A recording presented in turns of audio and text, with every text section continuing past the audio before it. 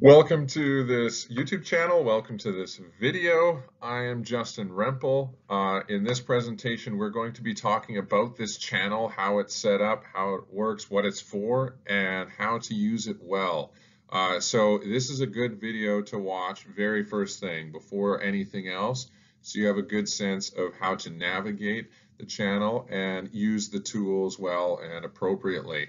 If you've already been watching the videos and using the channel a bunch, this video probably isn't for you, but you can stick around. You might learn a couple more tips or tricks that you didn't know about before.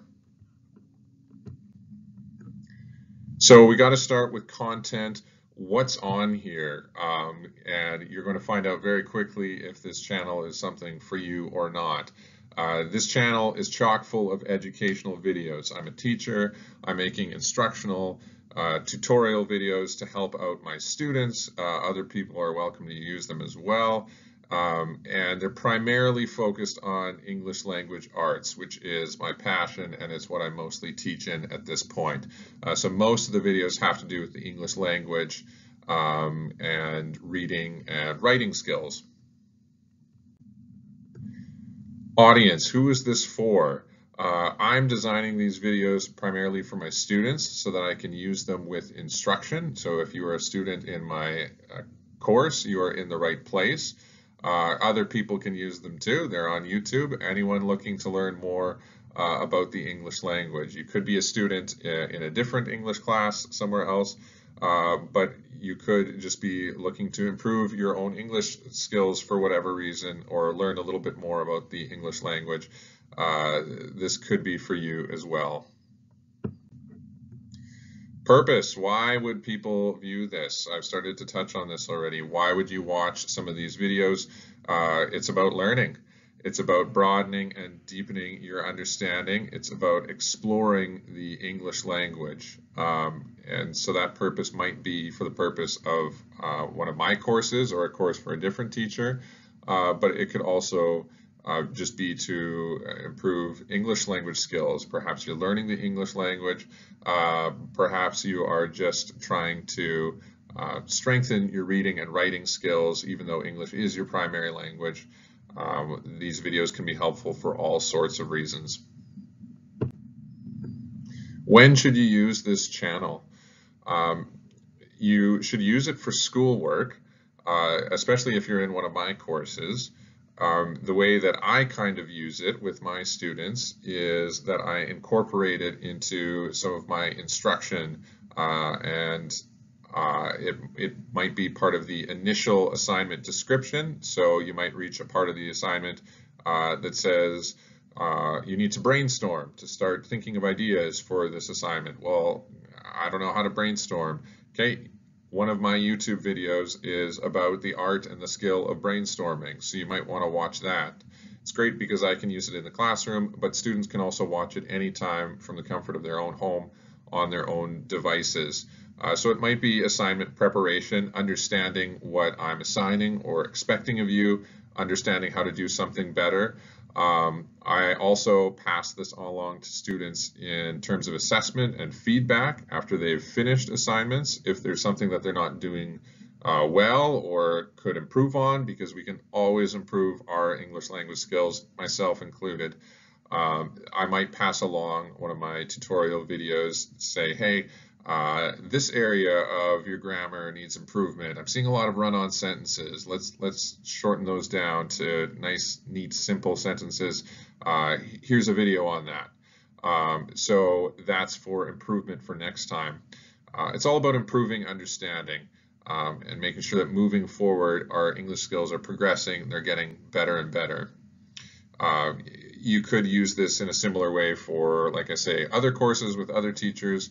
You could just use this for personal use, out of personal interest or out of personal development, trying to strengthen your English language skills.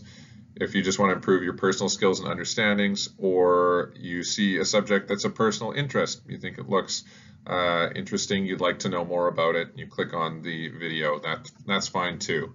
Curiosity is a wonderful thing. How do we use this channel? This is kind of the main point of this video. It's what I want to focus on. because I have these instructional videos and I'm uploading them to YouTube, and YouTube has a lot of really helpful features to help make our learning more efficient and more personalized. We can really customize the viewing experience to our needs, and we can do that through the tools that are available on YouTube. So I want to walk through some of the ones that I consider to be the most helpful. These include playlists on the channel. They include the video controls such as pause, play, rewind, and fast forward. They include speed. You might not know this, but you can control the actual speed that the video is playing at on YouTube. Chapters are another very useful tool that I like to set up my videos with. Those are embedded in all of my instructional videos. And there are captions, subtitles that are available to help if you would like to be able to read the words in screen or on the screen in English or a wide variety of other languages. So if you are a speaker of other languages other than English and you're more comfortable in those languages, you definitely want to use captions and subtitles to help with your viewing experience. Playlists. This is the first tool I want to talk about because it's on the channel homepage. So if you go to the main page or the home page of my YouTube channel, you'll see a display and it's got several different tabs at the top. You can click on the videos tab and that just gets you a list of all the videos. So you can do some browsing around, but I don't find this tab particularly helpful because the videos can be viewed either in order of upload, or when I uploaded them, if you click on the latest tab, or in order of popularity. If you click on the popular tab, you'll see the videos in order of views or likes. Well, that's a helpful feature for an entertainment channel, but for an instructional channel where you might be trying to find specific topics, it's not very helpful. Of course, often you'll just have been given a direct hyperlink to the exact video, and you won't have to mess around with exploring the channel at all. But if you are on the channel homepage and you're trying to find something on a specific topic or category, I would recommend, instead of viewing the videos on the videos tab, click on the playlists tab. I like to keep my videos organized into different categories. And if you click on the playlists tab, you'll see these lists of videos that are in different categories. So there's a playlist about writing a paper. Well, writing a paper takes all sorts of different skills, and I've broken down the process of paper writing into all these different skills, and I have a video that's kind of an overview on the whole process, but I also have different videos for different skills involved in research, writing and rewriting our work, proper citation. All of these different language skills that are part of writing a paper are in different separate videos, and they're all organized into this playlist. So you might want to click on that playlist if you're in the process of writing a research paper, and you can watch the whole thing through, all the videos.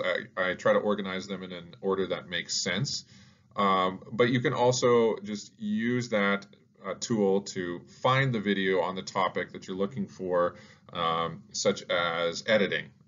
Editing your paper. Okay, well, if you go to playlists, you go to writing a paper, you'll see the list of videos, you'll see one on editing. Now you found it, you can click on it. So the playlists are a helpful tool for finding videos on certain topics if you haven't been given a direct hyperlink by myself or your teacher. There's a playlist on grammar, I have a playlist on poetry. There's all these different categories that I've organized my videos into, and some videos show up in more than one playlist because they belong in more than one category. Controls. These are basic controls like you'd find on a remote control for your television, and they help us to take control over our viewing experience. So while you're watching, you might want to start and stop your viewing. You can click play to start viewing, that's the triangle icon. And you can click pause, that's these two vertical bars, to stop your viewing experience. This is especially helpful if things are moving too fast, you're taking in too many ideas, and you want to stop and process and think about what you've just heard.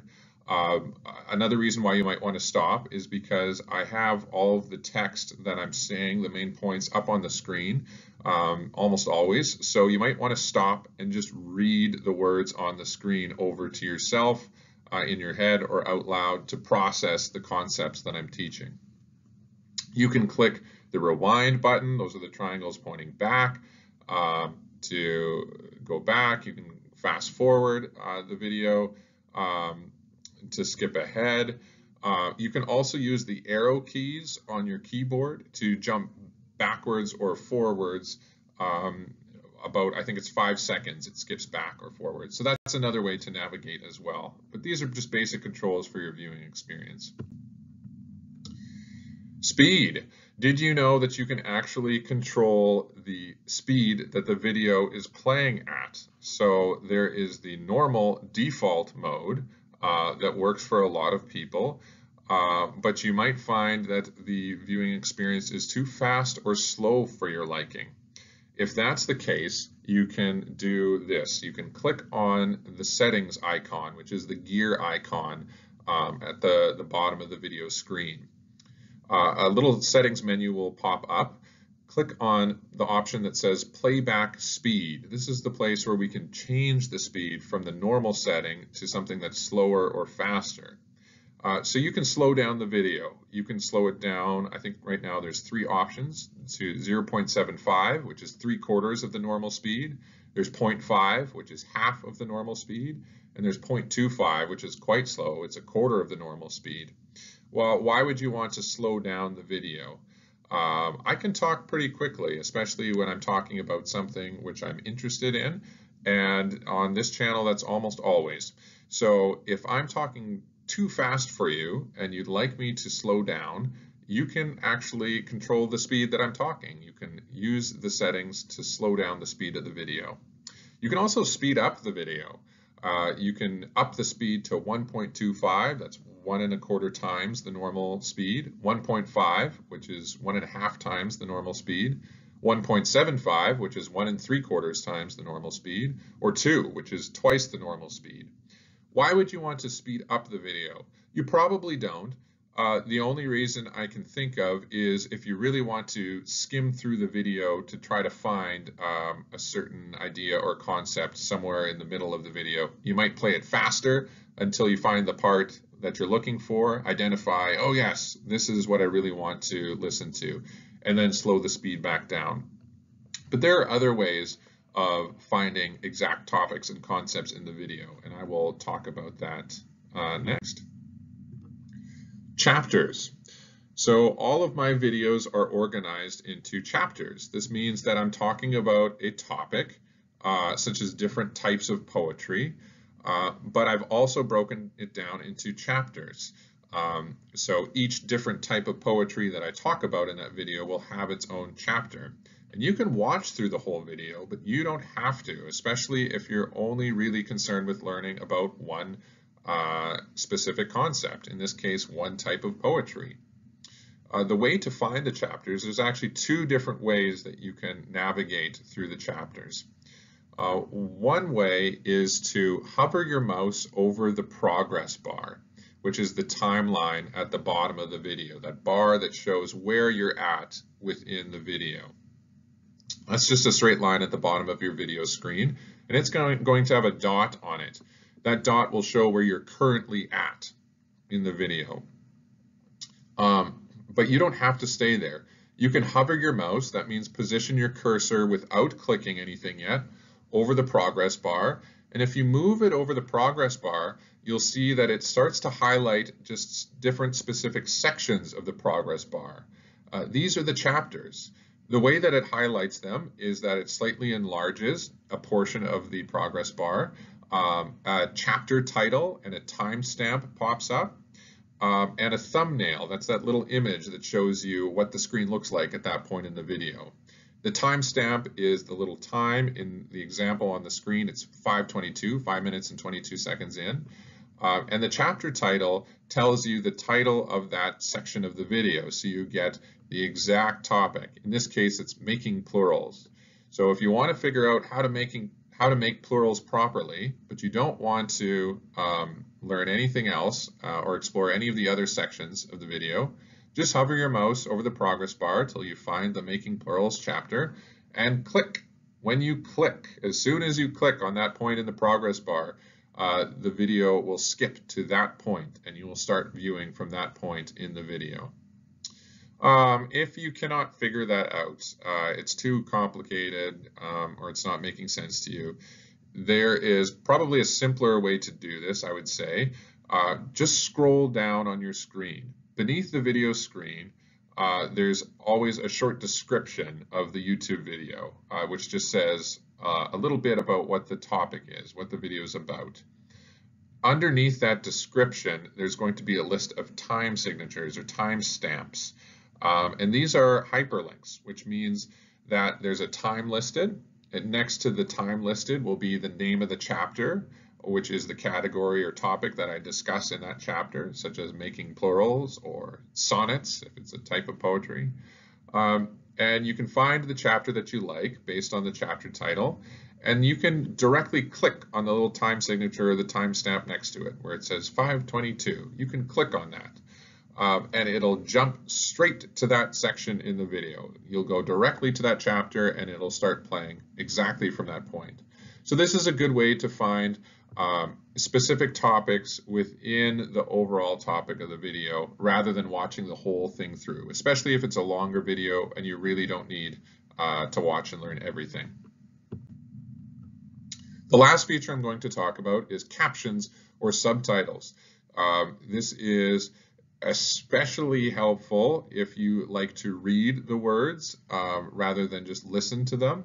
It's especially helpful if you are more comfortable in a language other than English and you would like to read the words that I'm saying in your preferred language. YouTube has built-in captions or subtitles available in English and a wide variety of other languages that they are always expanding. So to turn on the subtitles, there's two ways to do it. The most direct way is just to look at the bottom of the video screen. You should see an icon that says CC, which means closed captions. Click on it. The subtitles should turn on and you should start seeing English words in closed captions at the bottom of the screen.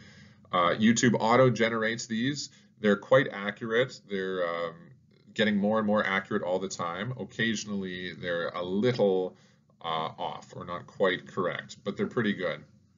The other way to turn on subtitles is to go to your settings, which is the gear icon, and click on Subtitles/CC, which is an option in your settings menu, and then click on English auto-generated, and it'll start generating the subtitles in English. If you would prefer your subtitles in a language other than English, you want to change the language, you need to turn the subtitles on first in one of the two ways that I've described, and then click on the settings icon, the gear icon, go to Subtitles/CC, and you should see an option that says Auto Translate. Okay, remember, to get there, your subtitles need to be turned on first. They need to be playing in English. Go to Settings, go to Subtitles/CC, click on Auto Translate. A menu will pop up which has a whole bunch of different languages in it. There are more and more of these available all the time. Languages available include, but are not nearly limited to, Arabic, Chinese characters, both simplified and traditional, Filipino, I'm not sure if that's Tagalog or what that would be, French, German, Greek, Hindi, Igbo, I think that's Nigerian, a Nigerian language, Italian, Japanese, Korean, Polish, Portuguese, Russian, Spanish, Tigrinya, which I think is an Eritrean language, Thai, Ukrainian, Vietnamese, and Yoruba, which is another Nigerian language, I'm pretty sure. And that's not nearly all of them. That's just a few examples that I picked. So definitely a good idea to watch videos with subtitles in your preferred language, especially if you're just learning this difficult, tricky, messy language that we call English.